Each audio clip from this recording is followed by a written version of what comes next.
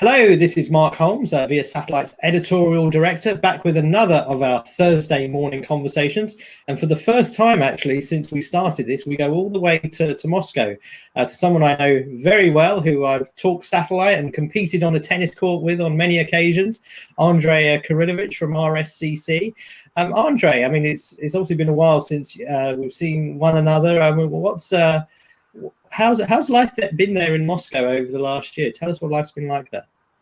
Yeah, good day, Mark. Thank you very much for inviting me for this conversation. It's really great to hear your interview, so I'm very glad to join you today.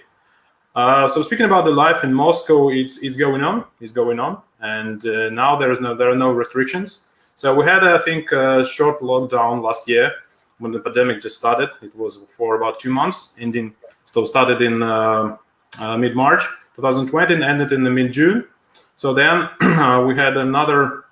But there were no lockdowns. So actually, right now we have everything opened. So we have all the transportation, all the ferries. What else? Even the sport facilities are open. So now we are back to normal life. Okay, has it? I mean, what were the cases like in Moscow? I mean, I saw a little bit. I mean, obviously with the news, you see a little bit of what's happening everywhere. Was there a real surge at any point? What was it? What was it? Well, like in fact, the most scary time was the first lockdown, right? Yeah. The first time when it was in March, a year ago, when nobody knew how to deal with this virus and everybody was scared. So then, when I understood how the virus works, it's getting better. And the cases went down, so that's why the lockdown was cancelled in, I think, mid-June. So then we had a summer, everybody was going to vacation, so it was okay. Then in I think September, the number of cases went up again, and some of the public places were closed, but there was no lockdown. And after mid-January, I think this year, the cases again going down, and we had canceled mostly of restrictions. I think the last restriction we had it was for 65 plus people, so their transportation cards for public transport were canceled, but they were reopened, I think, 3 weeks ago. So, well, during this time, of course, RSCC was operational 100% because we need to operate 24/7. So we have so we respect our customers and we need to maintain the networks. So in terms of RSCC, we've been so our shifts were in teleports and NOC and satellite mission control centers. They were operated normally, of course, with precautions. So we even separated them geographically. So there were actually 2 shifts in different geographical locations to avoid hitting the one location with the COVID. In terms of HQ, so we've been so during the first lockdown, we've been operating at 20% capacity. So that means our HQ was operating with 20% staff, and the rest were operating remotely from home. Also 65 plus people that were working remotely. And I think the second remote work was from mid-October up to mid-January this year, when we also had a 20% staff. Yeah. But then after mid-January this year, so we got back to normal, and now we have 100% capacity. Okay, yeah. Before we'll talk a little bit about some of the work stuff in a minute, but we've been using, as you know, these Thursday morning conversations to talk a little bit about life under lockdown, what you've been watching with the family, movies, or anything you've enjoyed, any interests outside of satellite. I know you're a big tennis player like myself, so. Tell us anything you've enjoyed watching, any dramas, any TV that you've particularly enjoyed. Well, in fact, I really did. I travel a lot, right? Since I work in business development, and RSCC has got business almost everywhere. So our satellites covering almost the entire Earth. So that's why I spend a lot of time during travel. So that's why the most movies I watch mostly movies and listen to music during the long-haul flights. But now I had time to watch it at home, and since I have a 4-year-old kid, I've got a small kids, so the majority of the content I had to watch was actually related to different cartoons and kid movies, right? So I spent a lot of time with my family, and we watched different kid stuff, starting from Russian cartoons, like Masha and the Bear, and ending with typical kid movies like The Cars and etc. And but he also really, since he knows that father is working in the space industry. And he knows that if you ask my son what father is doing, he would ask, he would answer, my father is launching satellites. So that's why he's really fond of watching any kind of space stuff, starting from the launches of the spacecrafts up to Star Wars. And so, yeah. I was going to ask, do you like any space movies? I mean, we had the Netflix drama about Space Force. There's a few.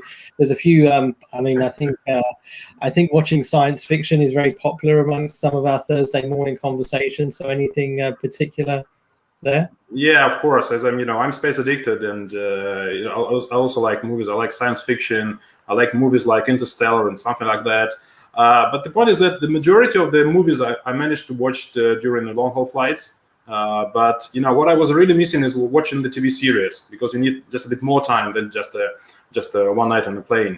And that's why I really enjoyed. Yeah, you mentioned Space Force. It was a really nice TV series, and it was released just immediately after the lockdown started with this pandemic. I think it was May last year. Then I would say so it was Netflix. There was by the way, there was another really good TV series in Netflix. It was called The Method. Actually, it was done by the Russian studio, especially for Netflix. It is about it's a criminal drama about the high-level investigator finding the killers and the criminals, and he's got his own method. So it's really nice. I think it's IMDb rating of about 7.5. Yeah, which means it's worth watching. And speaking about science fiction, and then since I said my son is quite fond of different Star Wars stuff. Mandalorian was also a nice one. I really enjoyed it. It's also a TV series. I don't remember, was it Netflix or it was a Disney? Yeah, Disney Plus, I think. Yeah. Also, you mentioned music there as well. What type of music do you enjoy listening to? Again, I traveled a lot. I spent a lot of time in business trips. So again, I really enjoy music while spending it while flying somewhere in the airplane. So what I usually do, I just download I think the majority of the business people are doing that, just downloading the top 30 or top 20 charts in your country or globally and listen it from what Google Play or from Apple Play. As you know, we like to say in our industry that that's a space segment. Satellite bandwidth is now a commodity. So that's why I would say music became a commodity, right? I don't remember the names of what I was listening, but I know that if I download this top 30, at least 90% would be good music. I really do remember a few names, the tracks that really blew up my mind. I think, but you know them as well. It's The Blinding Night.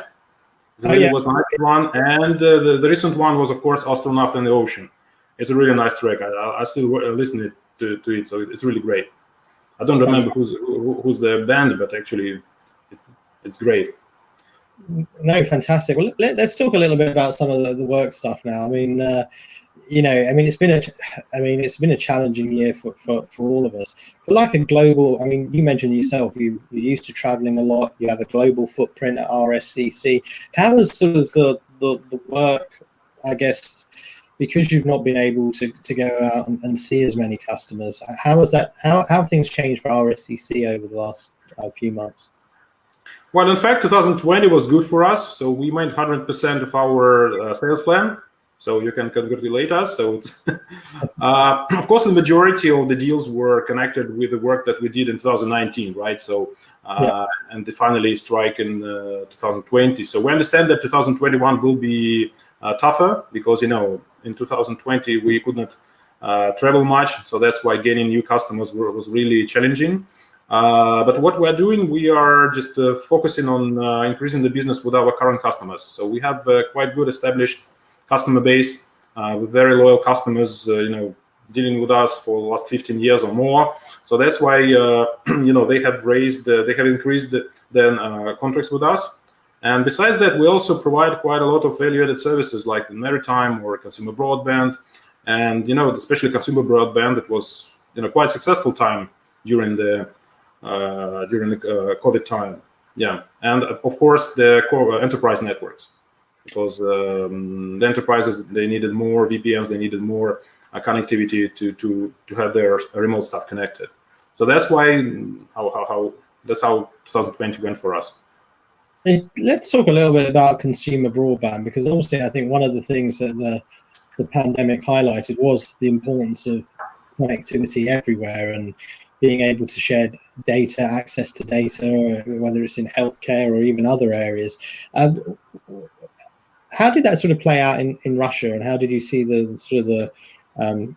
what kind of spikes did you see in the usage of like consumer broadband? Well, first of all, the people. So we really see an increase in broadband requirements, in the broadband demand. First of all, the majority, it's quite interesting. In Russia, the majority of the Russians, they do have their country houses. So that's why they have usually an apartment house in the downtown, and they have their country house somewhere from 10 to 50 kilometers outside the city. So that's why when the majority of them just needed to, it's better to be stacked in a two-story building, your own house, rather than in the two-bedroom flat in the downtown during the lockdown and pandemic. And that's why most of the people, they moved to the country houses. But the connectivity is bad there. So that's why we've seen a lot of demand from the people to connect their country houses to work remotely. But so in general, we didn't see any I would say any decrease in demand from other sectors as well. Cellular backhaul, enterprise networking was also on the same level. So, and mobility, maritime customers, they were hit during the first months of pandemic when they didn't understand what's happening, right? But then we didn't have aero much, so aero was hit most. But the maritime sector was recovering, and now we even have increased our customer base and the traffic with maritime customers. Did you yourself actually use a data or a country, go to your? I know you've got a place outside Moscow. Did you go there during lockdown, or did Yes, of course, yeah, that's it, yeah. But I was lucky, it's not far from Moscow, and it's 50 kilometers outside Moscow, and they do have fiber there. So that's why I really had a world-class connectivity, like 100 megabits at less than $10 per month. So that's why, of course, I stayed there, because it's much better to spend the lockdown with a kid in a big house near the forest, so where I can actually have a lot of walk and etc. I mean, I'm a little bit jealous, because last year I was still on about like 14, 15 megabits. It's only last year we got fiber to our village, so we finally sort of came more into more modern speeds and stuff. One thing I wanted to ask you regarding Mark, that's just my pardon. That's why one of the reasons that the satellite broadband is not so well in Russia, because you've got 100 megabits on less than $20, 50 kilometers outside a big city. So it's good for me as a consumer, but it's bad for the business. One of the things that we've sort of seen, even with some of the big announcements this year, with like Telesat Lightspeed, is there've been delays in sort of big sort of satellite programs, and just for various reasons, some pandemic related, some not. In terms of some of RSCC's plans in terms of launching new satellites, are you seeing any significant delays? Where are you with some of your sort of current programs or ones you have coming up? So first of all, thanks to pandemic, so we nearly increased our virtual marketing activities. So we spent a lot. We did a lot of webinars, different interviews, and roundtable discussions. So it's really great. Now we have a fully operational virtual marketing machine. In terms of their offline events, so we first of all we plan CapSat. So I think everybody's planning CapSat if it's happening. And but again, so we plan to get back to normal marketing and trade show activities in summer. I think like the rest of the industry. For the Russian customers, we already inside the country we're already meeting. So we have the meetings, and as again, the numbers hit so hit the ground, and the majority of the population has got immune. We have a big vaccination campaign in RSCC because we respect our customers, that we need to understand that we need to provide the continuity of service. So that's why we are, I'd say, summer is the time when we're getting back to normal. Okay, and what about in terms of like new satellites and new programs for satellites? I know that you were looking at highly elliptical satellites and things like that. Are there going to be any delays when it comes to launching any of your new satellites, or are you still? Well, in fact, we during 2020 we had a successful launch. It was a dual satellite launch. It happened in the mid 2020. So these were all electric satellites, and they traveled for 6 months to the orbit. And this month they've successfully, and after in-orbit testing, they successfully were put into operation. So one of them was 19.6.5, so it's a replacement satellite. The another one is Express 80 to 80 degrees east, which is very interesting and very strategic orbital slot for Russia because it provides a coverage of almost entire country. So actually, yeah, we had great news. So we just launched 2 new satellites. We have a very good add-on to our fleet. Launch was successful, and satellites are healthy in orbit, and we're just migrating the traffic. So in terms of, we also have a plan for another launch in the end of this year.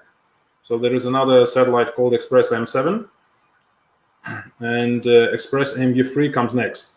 So it's 145 and 103 respectively. So the MU3 is, by the way, it's HTS satellite, K-band HTS satellite aimed at enterprise VSAT and mobility applications. So okay. we have a busy schedule. Busy year ahead. Yeah. And where do you see sort of the growth opportunities for the company outside of Russia now? I mean, now that you've taken a step back and you didn't travel so much over the last year, did some offline, some virtual marketing.